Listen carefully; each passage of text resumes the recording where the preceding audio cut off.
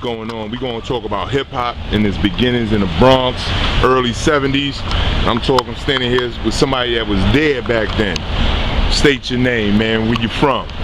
J-MAR, from the Boogie Down. That's right. Known as J-MAR. Born and raised, Cypress Avenue in the Bronx. Original place of hip-hop, KRS-One, Millbrook Project. Right. Originally from Harlem to 145th, IS-10, PS-194. Then the Bronx, later on Fordham Road, one of the first black families to move up on Fordham Road. Right. Junior high school, 45, IS-137,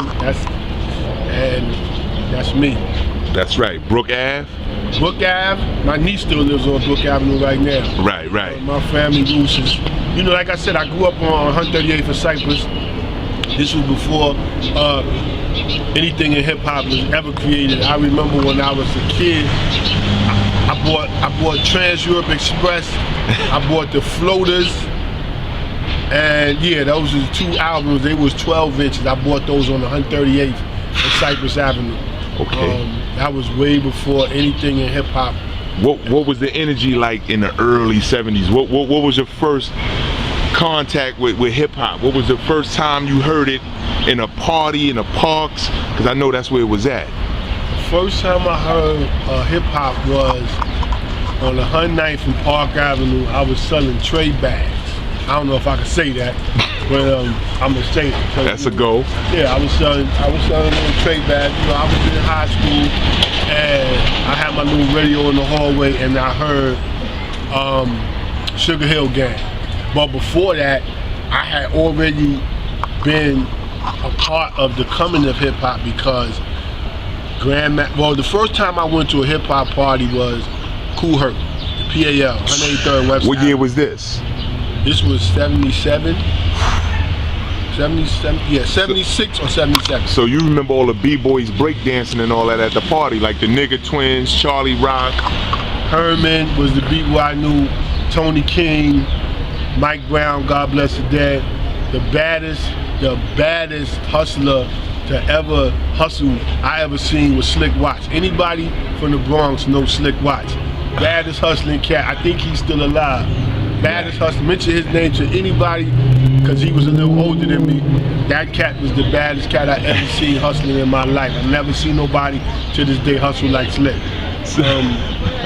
Mike Brown, like I said, Diamond D, Lil Spike, you know what I'm saying, Ziggy. These was all the original B-boys that was out, before Lil Minute from Burnside. Right.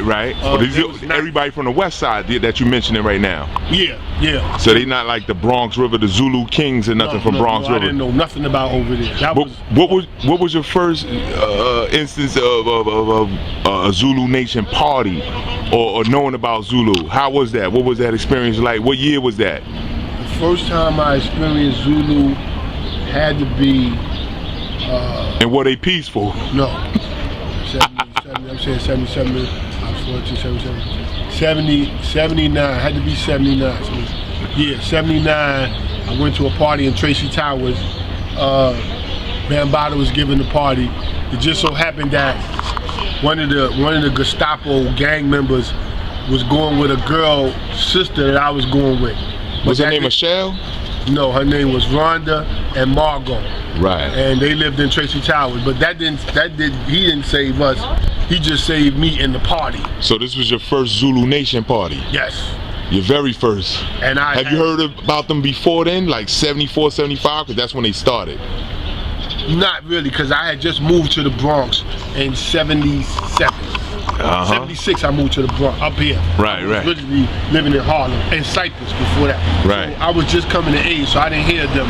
Once I got to the Bronx and started hanging out, that's when I learned about rap. But like I said, the first one was Kool Herc. There was nobody out.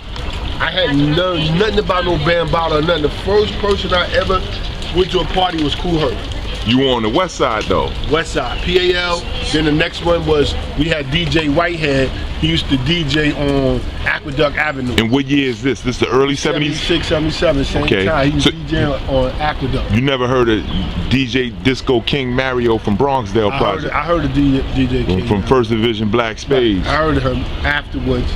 Okay. Like I said, you know, Flash was the first one. Right. And I mean, Kool Herc was the first one. Right. Kool Herc used to get parties in 1600. Right. I really couldn't hang out there, so I was having problems because, you know, I come from Catholic school. You know, my grandmother at the time, she wasn't having me hanging out, so, you know, I would go to Kool Herc party, and I had to be in the house early, and, you know, I couldn't stay out till 12 o'clock like the rest of my friends. You was in your early teens? Yeah, so so the party didn't start till, so I had to walk I lived on Cedric. Right, I lived right. in 2300. So I used to have to walk from 1600 that's like Tremont all the way to Cedric, and my friends wasn't leaving the party because the party didn't start till 12. Right. So, you know, eventually I had to like run away from home, whatever, to really get involved with the hip hop culture at the time. But it was just coming, it was new, it was just coming.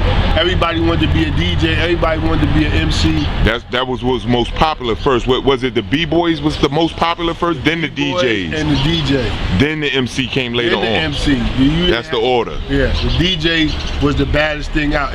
You know, like when Flash came out, he had Melly Mel, Kid Creole, right, and Mr. Ness. Right. They added members later on, but it was them. Right. And then Theodore had Master Rob, Kevy Kev. That was it. That was his two MCs. Right. And it wasn't. Do you know Flash was a B-boy? His name was Rubber Band Man. He used to break dance. Yeah, I didn't know that. Yeah. But then he didn't. It wasn't a lot of rap, like, you know, the rap was yes, y'all, to the beat, you know, it was basically like that. MCs didn't have a lot of wordplay. They started getting wordplay with Melly Mel and you know, Master when they started coming in, but when Kool Herc DJ, he didn't have a DJ. I mean, an MC. Right. He had a yes, y'all to the beat, and he had the Herculoids. He had an echo chamber. He had an echo chamber. He would say, with the Herculoids, that was like his security team that held him down? That was his system. That was his system, called the Herculoids. It was ridiculous. You ever heard of Infinity Machine? A system called Infinity Machine? They was from the other side of the Bronx. Vaguely. I heard they blew Herc out the water. Never seen it. Okay. Vaguely. I remember going to I think it was the Executive, one of them clubs on University Avenue. Right. And we didn't even go inside because Herc was in there. The party was empty. Like I said, Herc wasn't a real DJ. Clark Kent was. Yeah, he wasn't a real DJ. Like, he didn't mix, he didn't know how to do all that. But we just stood outside because you could hear the music outside just as well as inside. Right. Everybody was really outside because the Herc party wasn't really jamming like that. It's just that nobody else was jamming. I think like Flash and Theodore and all of them went to Herc parties and then went home and was like everybody else did, man, I'm gonna do this because I like the reception, and that's what really born hip hop. But they said that was the same thing for Mario. Mario was doing it before him and Cool DJ D from Bronxdale Projects.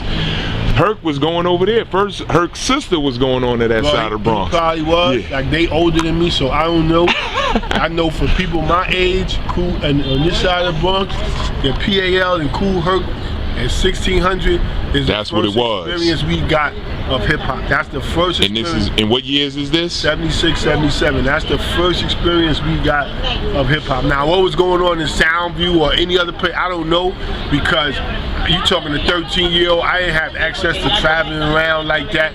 Right. Like, you might get some older cats that was hustling at the time, whatever, like 16 or 17. Right. And they had cab fare and stuff like that, so they might could tell you more about, I can only tell you what was in my little world, and that was Herc.